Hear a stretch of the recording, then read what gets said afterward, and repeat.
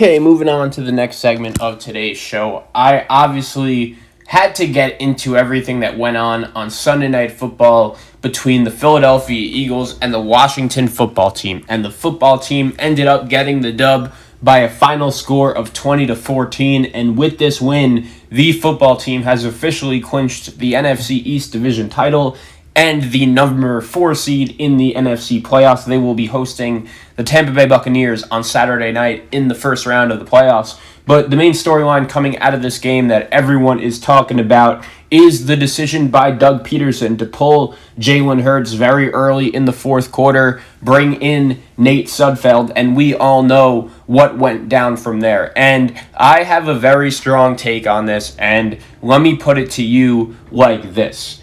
I don't believe that Doug Pederson purposely threw the game. I don't think that he was coaching to lose the game for the Philadelphia Eagles. I don't think he was tanking the game because he wanted the Philadelphia Eagles to earn a better draft pick. I just think that he really wanted to give Nate Sudfeld some snaps. And I think that when you look at this whole situation, it's not like the Philadelphia Eagles were playing for anything. It's not like they owed the New York Giants anything at all. And personally, if I was Doug Pederson, would I have managed it like that? Absolutely not. Doug Pederson knows that in this situation, the New York Giants are in with the Philadelphia Eagles win. And in terms of the integrity of the game, I'm going to keep it short and sweet. I don't necessarily agree with the way Doug Pederson and the Philadelphia Eagles handled it. But at the same time, I don't think it's that big of a deal, especially when you're the New York Giants and you're out here complaining that you're not going to get into the playoffs after you won 6 games. If you're this upset, then you should have won the game against the Philadelphia Eagles on Thursday Night Football when Evan Ingram, your Pro Bowl tight end, and I use Pro Bowl in air quotes, literally cost you the game. Now, in terms of Doug Pederson, I told you, I don't think he was purposely trying to lose the Eagles the game. I just don't think he necessarily cared that the Eagles were going to win or not. I don't think he cared about the result. And that's why I think he pulled Jalen Hurts and decided to bring in Nate Sudfeld. Now, my issue is I don't think Doug Pederson made the right decision at all. I don't think it benefited his team in any way, shape, or form. Because here's the thing. I understand that Doug Pederson is a Super Bowl winning head coach, and everything that he's done for the city of Philadelphia by bringing them the Super Bowl title was really, really impressive. And he's made the playoffs in each of his first 3 years as the Eagles head coach. This obviously is going to be his first year missing the playoffs. Or actually, I'm sorry. His first year in Philadelphia, he missed. Then they made it 3 years in a row, and then he missed this year as well. But overall, going into this season, most people did put Doug Pederson as one of the better head coaches in the league. But Sunday night was a really bad night for Doug Pederson. To start off, you're down by 3 points in a game where you know scoring is going to be at a very, very tough thing to do. And you're down 3. You decide to go for a touchdown coming off of a really impressive turnover that your corner made. That was just a dumb play call. And there is nothing more frustrating as a fan than watching the game and just seeing your coach lose you the game with dumb play calls. If I was a New York Giant fan, I feel like that would be the main thing I would be really ticked off about. The fact that Doug Pederson just had no idea what the hell he was doing in terms of his play calls. And then here's the other thing. Before the game, we all knew that there was some chatter about Doug Pederson and the Eagles possibly wanting to give Nate Sudfeld some playing time. But at the same time, I just think Doug Pederson needed to know the situation better. I understand that there is no difference between Doug Pederson and what he did at quarterback technically and what the Pittsburgh Steelers did by resting their starters. The only difference is that one, the game was in prime time for the Eagles and the football team, and the Pittsburgh Steelers and the Buffalo Bills, when they were resting their starters, those games were going on at 1 o'clock, and that's one thing I wanted to make myself clear with. I do believe that if this Washington-Philadelphia game was on at 1 o'clock opposed to 8 o'clock, this would not be as big of a deal as everyone is making it out to be. I think New York Giant fans would be out here a little upset for the whole day, and the NFL universe, the rest of it, would be noticing it for like 20 minutes. But once the 4 o'clock games got into a full effect, they would be like, all right, whatever, it's fine, not a big deal. But I do believe that since the game was being played in prime time, that did have a lot to do with everyone's reaction and everyone going nuts. If I was Doug Pederson, I would not have managed the game that way. I wanted to make myself clear on that. But at the same time, I don't think what he did was something that totally ruined the game and made the Washington football team's division title unfair. If you're a New York Giant fan, you have literally no one to blame but yourself. And I wanted to play this audio clip of New York Giant head coach Joe Judge and what he said in his press conference yesterday in regards to the Washington football team in the Philadelphia Eagle game and how it ended. Obviously, players have asked me throughout the day, and I just can't express that.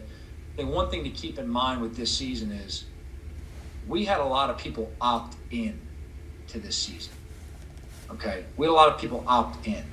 All right? Coaches, players. That includes family members as well. All right? So to look at a group of grown men who I asked to give me effort on a day in, day out basis and empty the tank, and then I can look them in the eye and assure them that I'm always going to do everything I can to put them at a competitive advantage and play them in a position of strength. To me, you don't ever want to disrespect those players and their effort and disrespect the game. The sacrifices that they made to come into work every day and test before coming in, to sit in meetings spaced out, to wear masks, to have shields over those masks, to go through extensive protocols, to travel in unconventional ways, to get text messages at 6:30 in the morning telling them practice is going to be canceled. We have to do a virtual day. Okay, to tell them, please don't have your family over for Thanksgiving. Please avoid Christmas gatherings. We know it's your wife's birthday. Let's make sure we put that one off to the off season. There's a number of sacrifices been made by all the players and coaches in this league. There's a number of sacrifices that come along as well with the family members and the people connected to them. To disrespect the effort that everyone put forward to make this season a success for the National Football League, to disrespect the game by going out there and not competing for 60 minutes and doing everything you can to help those players win, we will never do that as long as I'm the head coach of the New York Giants. Okay, here's my issue with that speech. If I'm a New York Giant player and I see that and I see my coach getting all defensive and really having my back, it's obviously going to feel good. But Saquon Barkley is not going to be happy when one day the Giants have the division locked up in Week 17, but Joe Judge decides to give him carry after carry after carry in respect for the game. And the one thing I'll say is this. Last year, you guys remember towards the back end of the season when the New York Giants picked up a couple games late in victory against the Miami Dolphins at home, and I believe it was against the Washington football team, and their fans were just really not happy about the fact that they missed out on Chase Young? Well, now they're all upset that the Philadelphia Eagles did the same thing because apparently it benefited them. And I think that's when you look at this whole situation, that's what you got to realize, is that would I have managed the game the way Doug Pederson did? Absolutely not, especially when you consider the fact that I don't think it's a guarantee that Doug Pederson is going to be back next year as the head coach of the Philadelphia Eagles. If you ask me, Zach, do you think Doug is going to be back as the head coach of the Eagles? My answer would probably lean towards yes, but at the same time, if I'm Doug Pederson, I want to be that confident that I'm going to be back next year that I manage the game like that. They mentioned it on the game on Sunday Night Football that on today, actually Tuesday, Jeff Lurie, the owner of the Philadelphia Eagles, was going to have a meeting with Doug Pederson regarding what his status for next year is. And I'll say this, if I'm Jeff Lurie and I look at the current way my franchise is looking right now, I really would not be happy. Jeff Lurie, the owner of the Philadelphia Eagles, decided to pay Carson Wentz a lot of money a lot of his own money that he must have worked very hard for. And now he looks at the situation his team is in. They drafted another quarterback in Jalen Hurts, who I'll admit, he didn't play great on Sunday Night Football, but he was a gamer. He led the Philadelphia Eagles into the end zone on a couple separate drives. He played his best. He played his hardest, and he looked really surprised when early in the fourth quarter, Doug Pederson decided to pull him out of the game and bring in Nate Sudfeld as the Eagles' new quarterback. And my problem is this. You remember a couple years ago, Carson Wentz and Doug Pederson, before Wentz got hurt, they were looking like they could be the next Drew Brees and Sean Payton, or the next Jared Goff and Sean McVay. They were really hitting on all cylinders, and since then, something has gone seriously wrong, and that relationship is apparently now fractured beyond repair. There was a report that came out by Adam Schefter on Sunday morning before the games kicked off that Carson Wentz has apparently asked out of Philadelphia and he doesn't want to be an Eagle next year. So my question now is, do you guys see a situation where next year both Carson Wentz and Doug Pederson are members of the Philadelphia Eagles? Well, I'll tell you what, I don't think Eagle fans can be that confident right now that next year Carson Wentz could be under center on opening day given everything that's been going on lately. Jalen Hurts, once again, didn't play his best game on Sunday Night Football, but he was fine.